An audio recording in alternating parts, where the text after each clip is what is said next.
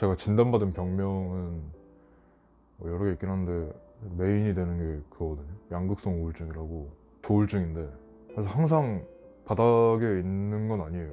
기분, 감정 뭐 이런 게. 다만 이제 대체로 바닥에 있고 간혹 가다가 이제 좀 높아지는 그런 거라서 매일 그런 건 아니고, 저는 매일 그런 사람들을 봤거든요. 죽음을 가벼이 여기는 언행들을 하면서 매일 우울해 있는 사람들을 봤는데, 그렇게 보이고 싶진 않다는 생각들을 하면서 살아요. 저는 제 우울에 있어서 잘라낸 우울이라고 해야 되나? 일상생활 할 때는 그리고 티를 안 내려고 하죠. 그거는 민폐인 것 같아서, 제 기준으로. 애지간하면 티를 안 내려고 계속 노력해 왔어요. 제가 제 스스로를 제어할 수 없었던 때부터 지금까지 남들한테 이 감정을 전염시키고 싶지가 않아서, 당장 저도 누군가가 저한테 자기 힘든 얘기들을 이렇게 하면 제 낮은 공감 능력 때문인지 뭐 기타 여러 사유인지는 모르겠지만 좀 힘들더라고요. 괜히 나도 잊고 있었던 것들이 떠오르기도 하고. 그러다 보니까 자연스럽게 이제 저도 남들을 제 우울로 끌어들이지 않으려고 하죠. 근데 이제 사람이란 게 결국에는 해소할 수 있는 공간이 필요하잖아요. 어떤 좀 고여가는 감정이나, 저 같은 경우에는 병이라고 할 수도 있겠지만 뭐 그런 것들을 좀 해소할 곳이 필요하잖아요. 계속 산다는 가정하에, 그러니까 내일이 있다는 가정하에. 그러다 보니까 이제 저는 그 창구가 글이 됐던 거죠. 그리고 그런 우울을 전염한다는 거에 대한 죄책감도 좀 덜한 게, 왜냐면 불특정 다수를 상대로 하다 보니까. 어떻게 보면 이기적인 마인드지만 그걸 좋아하는 사람들도 있을 거잖아요. 그래서 오히려 괜찮다고 생각을 해요. 왜냐면 보통 그런 이야기들은 되게 가까운 사람들한테밖에 할 수 없잖아요. 나를 아예 모르는 사람한테 그렇게 이야기를 한다는 게 가능할지언정 힘들다는 걸 저는 제일 잘 알고 있거든요.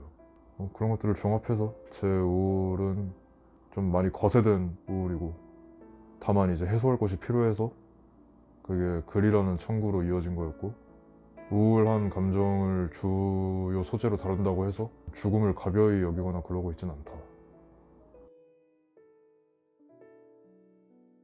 하나는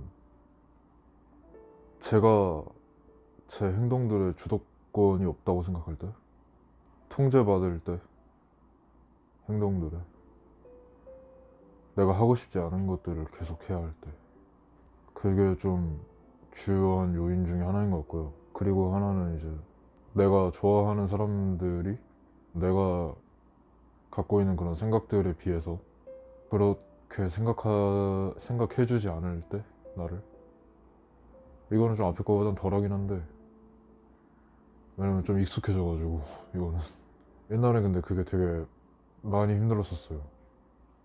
되게 내 스스로가 가짜나질 때, 이렇게 사는 게 맞나 싶을 때, 그런 생각이 들 때 점점 내려가는 요인들인 것 같아요.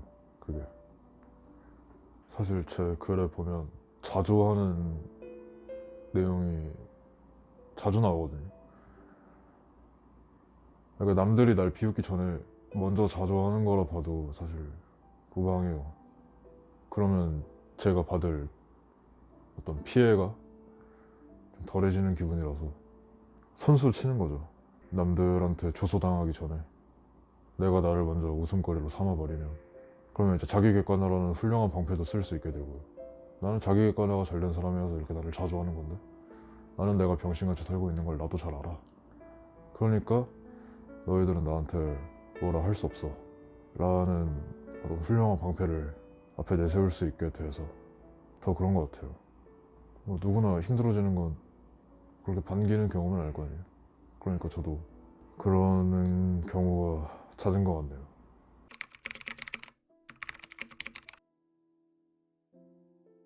사실 힘든 거는 살아있으니까 힘든 거잖아요.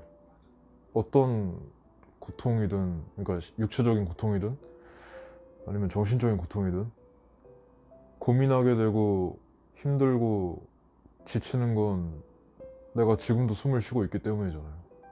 어찌됐든 제 죽음에 대한 관점은 죽음이 그 자체로 하나의 그냥 완전한 끝이라고 생각을 하기 때문에, 그래서 저는 바로 누를 수 있을 것 같아요. 모든 고난, 고통은 산자의 전유물이니까요. 그러다 보니까 망설임 없이 누를 수 있을 것 같아요. 버튼, 그 빨간 큰 버튼이 눈앞에 딱 나오면 그냥 누르고 셔터가 내려가고 그럼 이제 제 세상이 딱 끝난 거니까.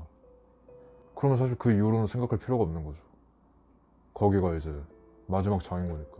넘겨도 이제 아무것도 없는. 저는 딱히 두려운 건 없는 것 같아요. 죽음 이후는 두렵지 않고요. 죽음이 가져올 고통이 좀 두려운 것 같고. 안 그래도 어젠가 이제 뉴스에서 그 존엄사 관련된 뉴스를 봤는데, 만약에 그게 한국에도 도입이 된다면 저는 굳이 안 할 이유를 못 찾을 것 같아서. 왜냐면 그러니까 보통 대부분의 사람들이 뭐 죽고 싶다거나 할 때 걱정하는 이유가 남겨진 사람을 생각해봐라 라는 게 좀 단골 레퍼토리잖아요. 근데 저는 제가 죽으면 제 세상이 거기서 끝나는 거니까, 그래서 제가 굳이 남겨질 사람들을 생각할 이유가 없다고 생각을 하거든요. 결국에 세상이란 건 제 중심으로 돌아가는 거잖아요. 모두에게 모두의 중심으로 돌아가는 거잖아요. 그러면 그 세상 하나는 세상의 주체가 죽었을 때 그 상태로 끝나는 거 아닌가요? 그래서 네, 결론은 사실 두렵지는 않다. 죽음 이후가. 다만 이제 죽음이 가져올 공포라던가 죽지 못해 살았을 때가 두려운 거지 저는.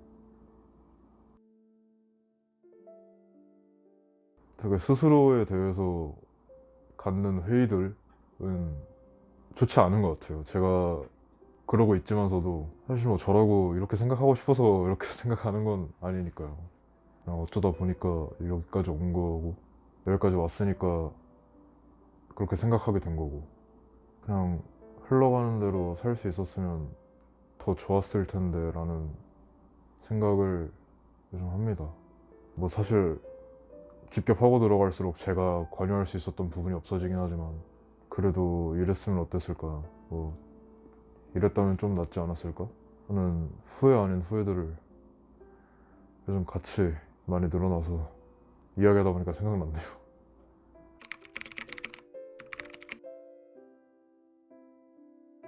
물론 지금보다 나아질 수는 있겠죠. 근데 정말로 그렇게 될 거라고는 생각을 못 하는 게, 왜냐면 제가 해왔던 일들이 있잖아요. 그거를 잊어버리는 날이 온다 해도 없어지진 않잖아요. 결국 사람은 그 사람이 해온 것들로 완성된다고 생각하거든요. 어떤 진짜 하나의 지층이 쌓이는 것처럼 그렇게 퇴적된다고 생각을 하는데, 그 사람의 경험이나 생각이나 뱉은 말들이나 이런 것들이 쌓여가지고, 그런 의미에서 제가 이미 완료한 것들이 사라지진 않으니까 저는 결국에는 이제 거기에 도달할 수 없다고 생각을 하는 거죠. 지은 죄가 사라지는 건 아니잖아요. 아무도 모른다 해도 내가 알잖아요. 아무도 모르고 나만 안다고 해서 없었던 일처럼 굴 수 있는 성종이 못 돼서요, 저는. 그래서 뭐 포기 아닌 포기를 한 거죠. 그냥 굳이 생각을 안 하는 거죠, 포기보다는. 애초에 그렇게 될 거라는 생각부터를 해본 적이 없으니까. 자격이 없죠. 너무 늦었죠. 되게 웃기게 들릴 수도 있을 거란 이야기인 건 아는데 이미 늦었다고 생각을 해요, 저는. 누가 뭐라고 해도 변치 않을 생각이고, 그거는.